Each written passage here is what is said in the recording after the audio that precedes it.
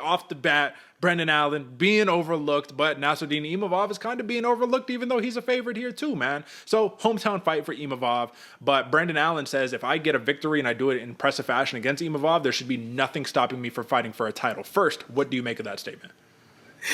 Gotta love people shooting their shot, man. I do think, unfortunately for Brandon Allen, I do think he needs a couple more wins, a couple more things to kind of push him into that limelight. I don't think he's quite there, at least in the eyes of the UFC, or at least in the eyes of the media as well.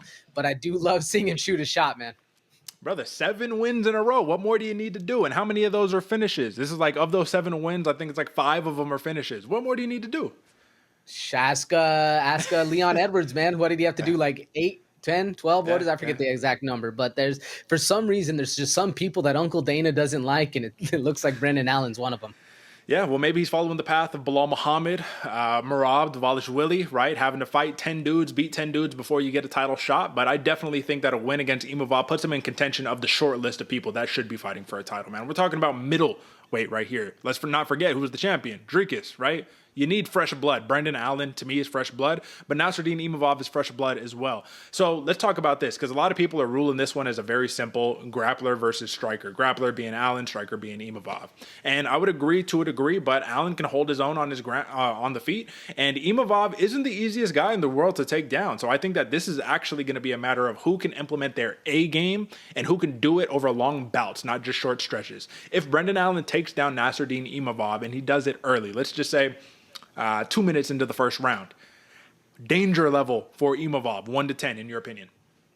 First 2 minutes takedown, danger level, I'm saying like an 8, Derek. Very, very dangerous, especially if they're not that sweaty yet, they're not that tired. I see Brandon Allen controlling a lot of this fight with that exact position. Clinch him up, hold him down, get him to the ground, beat him up.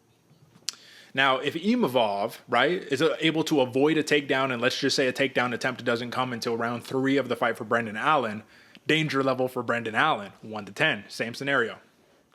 I'd say about a 4. I give Brendan Allen a lot more credit in the stand-up and in the range control than a lot of the other people out there are. I don't think he's that outmatched in the feet versus the opposite way for Imavov on the ground. That's fair, and we'll explain that more in just a little bit. But let's talk about these numbers first so everything can kind of line up and make sense. So Imavov opened up as a favorite, minus 190. I was a little surprised at seeing that. But when I take a look at the live odd right now, minus 210 for Imavov, plus 175 for Brendan Allen. So the numbers have definitely swole. If you're looking at the best path to victory in terms of the odds makers, you're actually looking at a decision for Brendan Allen, which that really struck me as weird. And weird in the sense of, if you look at his methodologies, man, when's the last time the man's won a decision?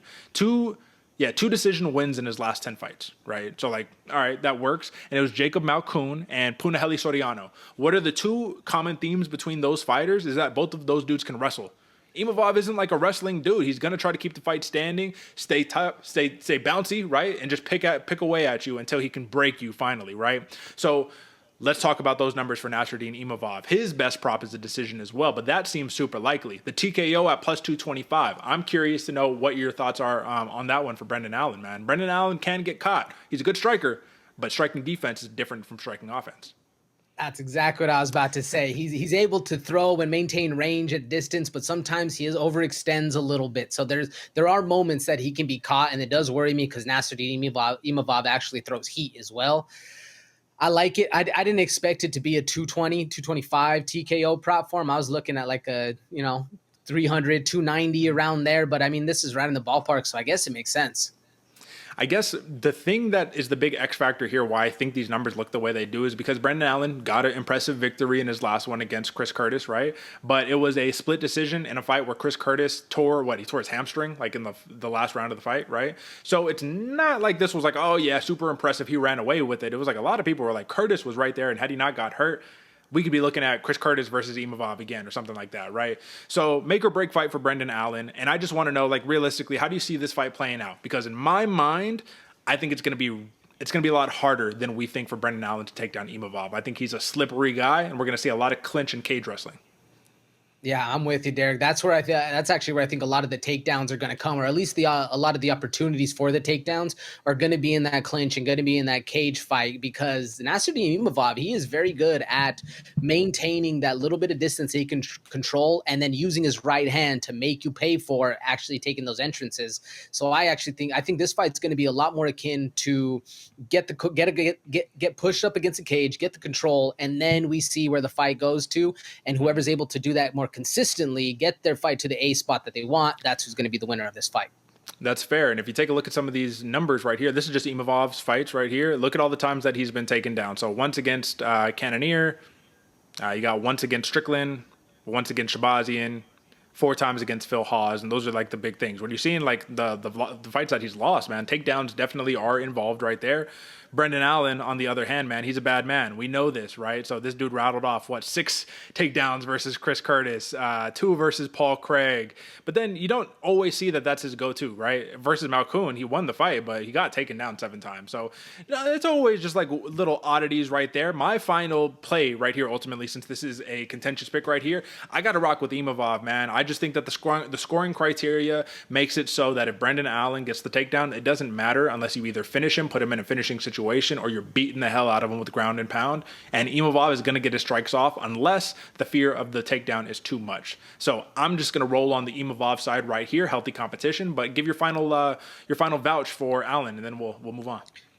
Yeah, this is going to be an interesting one, Derek, because it seems like everything's rolling in the side for both fighters, right? They have both this big momentum push. Everything's going for them. I'm still rocking with Allen, man, and I'm going money line on this one. I can see him winning a decision, but I can also see him finding a way to put Nassourdine Imavov in trouble and then actually working for that. So I'm still rocking Brendan Allen, but I'm going money line.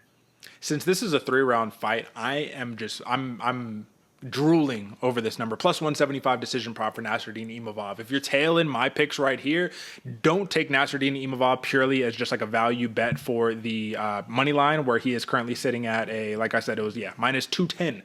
Right? Instead, take that plus 175 decision prop. I'm not really seeing the TKO. I think Brendan Allen will be able to fight through that, and submitting Brendan Allen would be super impressive. That's not something that I see in the cards either. So, contentious pick right there. Roll with the dog if you're rolling with AJ and Brendan Allen, or roll with the plus 175 decision prop for Nassourdine Imavov. All right, folks, moving right on along.